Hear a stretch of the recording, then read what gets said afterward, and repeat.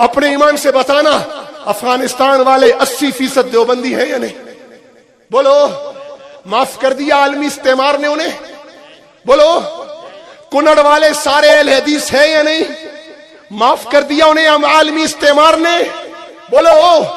کیا معاف؟ یہ فلسطین والے سارے شافی ہیں، نیتنیاہو نے بخش دیا. الجزائر والے سارے مالکی تھے، بخشا ظالموں نے. شام والے حملی تھے، بخشے گئے. پھر کس چکر میں ہو تم؟ کس چکر میں ہو؟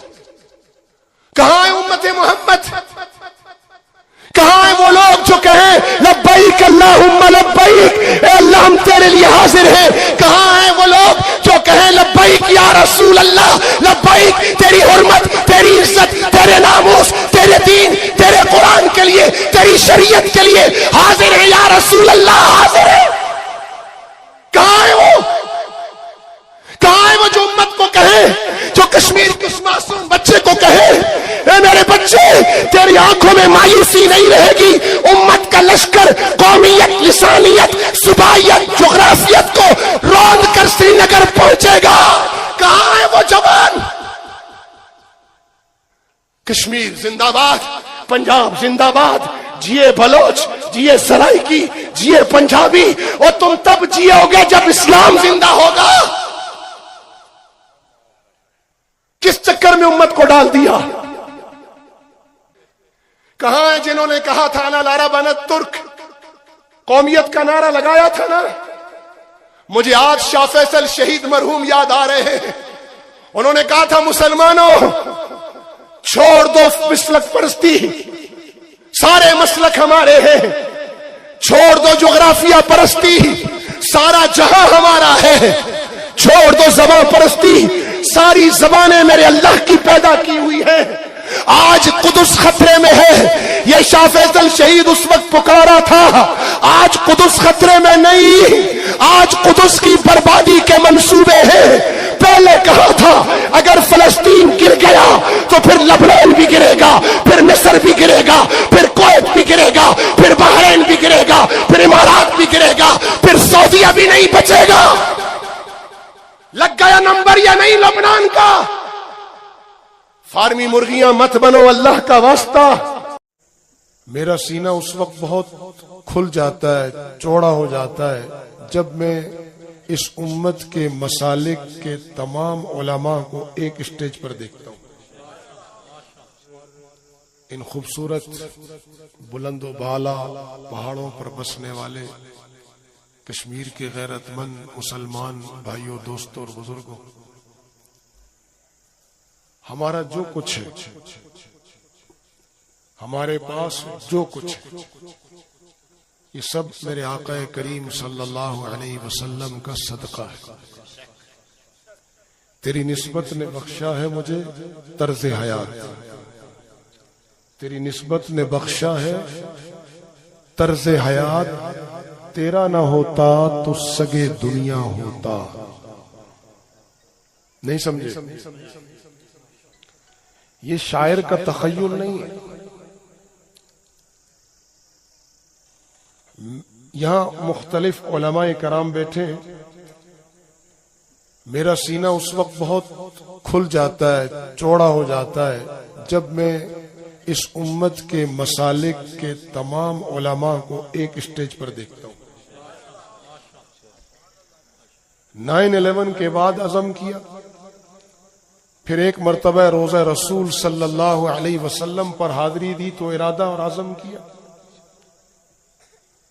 اور پھر ان حالات میں جب کہ ایک طرف فلسطین میں رسول اللہ کی امت کٹ رہی ہے اور دوسری طرف مقبوضہ کشمیر کو ایک جیل کی شکل بنا دیا گیا ہے، میں ہر روز یہ عزم کرتا ہوں اور اپنے اس عزم کے تحت اپنا قدم اٹھاتا ہوں اور اپنی زبان چلاتا ہوں کہ میں رسول اللہ صلی اللہ علیہ وسلم کی امت کا نوکر بن کر جیوں. میرا نہ اب کوئی جغرافیہ ہے، نہ میری کوئی قوم ہے، نہ میرا کوئی قبیلہ ہے، نہ میرا کوئی مسلک ہے. کیا مطلب؟ کیا میرا جغرافیہ نہیں ہے؟ کیا میں قوم کشمیر سے نہیں؟ کیا میری برادری اور میرا قبیلہ نہیں ہے؟ کیا میں کسی اسکول آف تھاٹ کا ماننے والا نہیں ہوں؟ لیکن یہ سب میری شناخت ہے. میرا اعزاز یہ ہے کہ میں اللہ رب العالمین کا بندہ ہوں. میں رسول رحمت للعالمین صلی اللہ علیہ وسلم کا امتی ہوں. قرآن ہدی للعالمین میرے لیے ضابطہ حیات ہے. جب رب میرا جہانوں کا رب، جب نبی میرا جہانوں کا نبی، جس کتاب کا میں پیروکار، وہ کتاب سارے جہانوں والی، تو پھر مجھے کوئی جغرافیہ میں پابند نہیں کر سکتا، پھر مجھے کوئی قوم کے اندر پابند نہیں کر سکتا. میں نہ جغرافیہ کا پجاری، نہ میں قوم پرست، نہ میں زبان پرست، نہ میں صوبہ پرست، نہ میں فرقہ پرست. میں قرآن پرست تھا، قرآن پرست ہوں، قرآن پرست رہوں گا انشاءاللہ. آپ سے پوچھتا ہوں، یہ میرا پورا مقبوضہ کشمیر کی اکثریت 60 سے 70% اہل سنت والجماعت بریلوی مسلک سے نہیں ہے کیا؟ ہے؟ تو کیا مودی نے معاف کر دیا؟ آپ سے پوچھتا ہوں، ختم نبوت کے نام پر جمع ہوئے ہو، رسول اللہ سے عشق اور محبت کا دعویٰ آسان ہے، لیکن رسول اللہ کی تعلیم پر چلنا اور اتباع یہ اصل عشق اور محبت ہے. جس محبت اور عشق کے پیچھے اتباع نہیں، وہ عشق اور محبت نہیں، وہ فراڈ ہے. جب میرا نبی مجھے قریش، بنو امیہ، بنو تمیم کے، اوس اور خزرج کے، یا للانصار اور یا للمہاجرین کے عصبیتوں سے پاک کر کے لا الہ الا اللہ محمد الرسول اللہ کا کلمہ دے کر اور اس ساری کائنات کو میرے قدموں میں ڈال کر گیا ہے، تو پھر میں کنویں کا مینڈک کیوں بنتا ہوں؟ ہر ملک کے ماسک کہ ملک کے خدائے ماسک. کبھی تم مجھے قوم پرستی کا زہر دیتے ہو اور الزام لگاتے ہو علماء پر کہ علماء ہمیں نہیں اکٹھا ہونے دیتے. ختم نبوت پہ بات کروں گا، لیکن دل جلا ہوا ہے. فلسطین نے قلب جلا دیا ہے. پتہ نہیں ہم زندہ کیوں ہیں. کیا رسول اللہ میرے آقا کریم صلی اللہ علیہ وسلم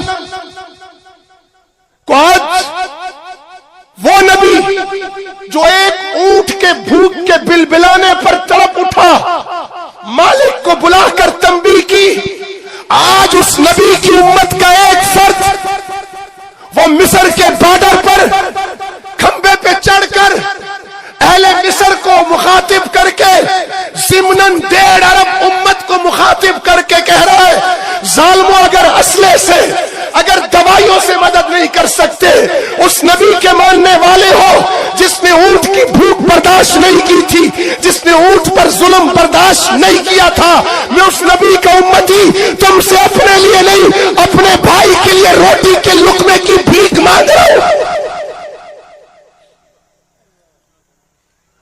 جس نبی نے اپنے مبارک چہرے ہزاروں نہیں، لاکھوں نہیں، کروڑوں نہیں، اربوں نہیں، کھربوں، یہ پوری کائنات اس چہرے کے ایک روئے پر قربان. اس چہرے میں کڑیاں گڑی ہیں یا نہیں گڑی ہیں؟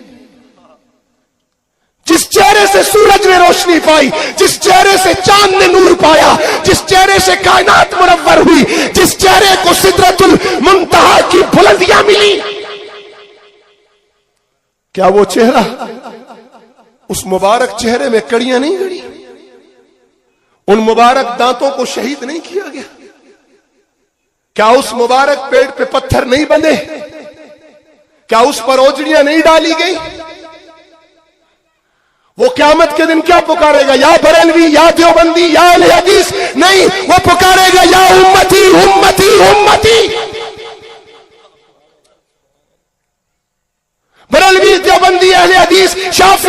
مالکی حنبلی حنفی یہ میرا مسلک ہو سکتا ہے؟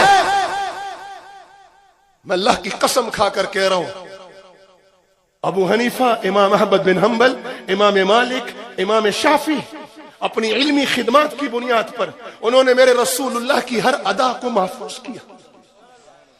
انہوں نے تو علم کے سمندروں میں غوطے لگا کر امت کے لیے علم کے موتی چنے، انہوں نے اپنے میرے محبوب کی ہر ادا کو محفوظ کیا تاکہ امت میں ہر ادا زندہ رہے۔ تم نے اداؤں کو زندہ کرنے کے بجائے ایک دوسرے پر فتوے لگا کے مارنا شروع کر دیا۔ اس وجہ سے آج میرے نبی کی ختم نبوت بھی خطرے میں، نبی کے صحابہ کی ناموس بھی خطرے میں، نبی کی ناموس بھی خطرے میں، نبی کا دین بھی خطرے میں، نبی کا قرآن بھی خطرے میں، نبی کی امت کی بیٹیاں بھی خطرے میں، نبی کی امت کے بوڑھوں کی داڑیاں بھی مٹی میں رولی جا رہی ہے۔ نبی کے ورثاء علماء امت کو شہید کیا جا رہا ہے۔ کشمیر سے لے کر فلسطین تک لہو لہان ہے، اس لیے کہ امتی امتی کا نعرہ چھوٹ گیا۔